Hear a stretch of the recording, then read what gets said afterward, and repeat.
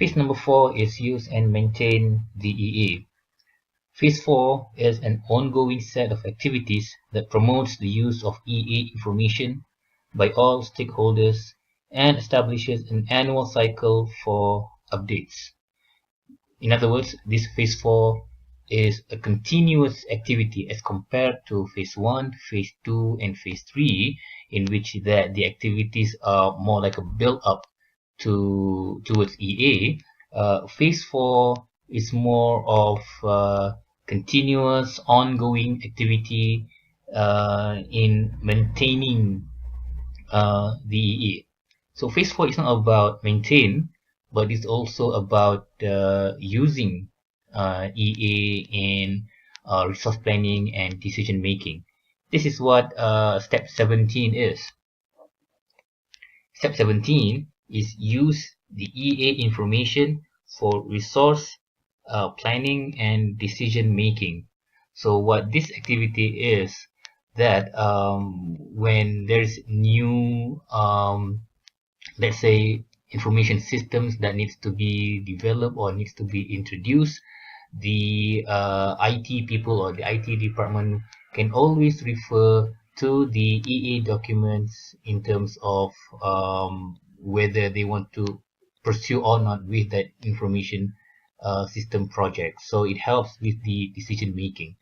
And say that they want to go with that project, then the EA will provide guidance on the development activities, not only development activities, but also resource planning. So this EA document is used as a reference for future developments.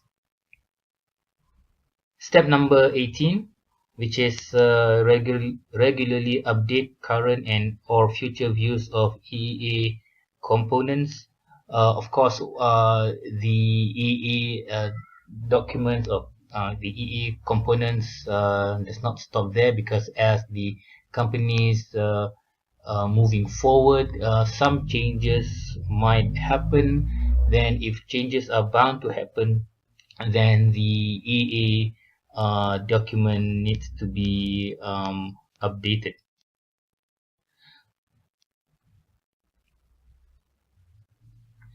Step number 19, which is the second last step of the methodology, is maintaining the EA repository and modeling capabilities. So this involves looking into the tools, the EA repository tools, in terms of, for example, renewing license of those tools and so on. So the chief architect and the EA team must always ensure that the EA repository and its necessary support applications or tools are kept current in terms of licensing and functionality. The last step, step number 20, is release yearly updates to the EA management plan. In this activity, the chief architect needs to regularly inform EA stakeholders about the status of EA. This can be done by releasing the updated EA management plan annually, so that the EA stakeholders will be informed of any changes of the in the EA, and also if there are future EA initiatives, then this updated EA management plan will provide that information. And also it improves communication as well, because the communication is providing a transition and sequencing plan for any changes anticipated during the coming year. So generally, that's about it for phase 4. In order to summarize what phase 4 is all about, phase 4 is about using and maintaining the EA. Now that the organization has the EA documents ready to be used and maintained, so phase 4 is about that. So any new development activities, any new introduction of information systems from other departments, from other line of businesses, then this EA management plan that is being produced previously can be used as a reference.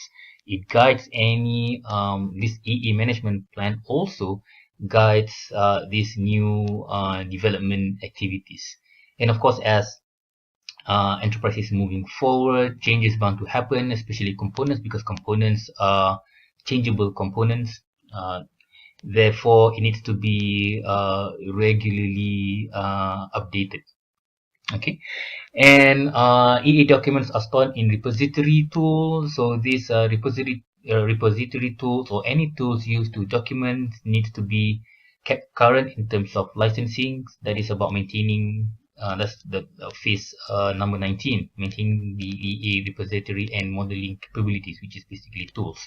And at the end of every year, the EA team needs to release yearly updates of the management plan to the stakeholders, so that these EA stakeholders will be aware of the EA or any changes that happens throughout the year.